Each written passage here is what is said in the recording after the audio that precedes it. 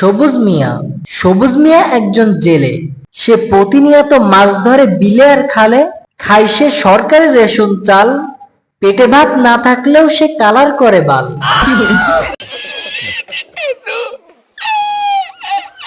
কেউ নাপিত, কেউ জেলে, কেউ বা বেকার, আবার কেউ হকার।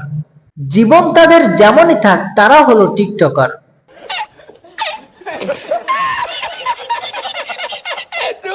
বস্তির পোলাপানের অস্থির ডায়লগ শুনে কি রিয়াক্ট দিব আমি পারি না বুঝতে।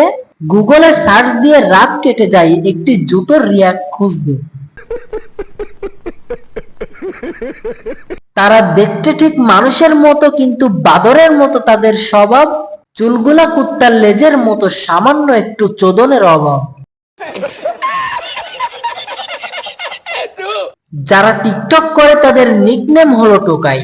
তাদের শাখা প্রশাখা বিভিন্ন জেলায়, কিন্তু তাদের মেন অফিস হলো ঢাকায়। তাদের প্রধান কাজ ডায়লগের মাধ্যমে তারা মানুষকে কিছু শেখায়।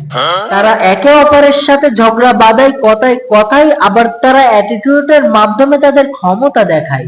তারা অপমানিত হয় জায়গা বেজায়গায়, কারণ তারা হলো টোকাই, তারা হলো টোকাই।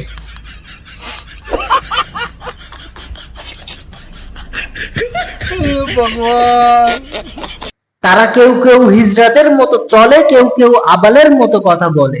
ভাইরাল হওয়ার নেশা তাদের চলে, বলে কৌশলে।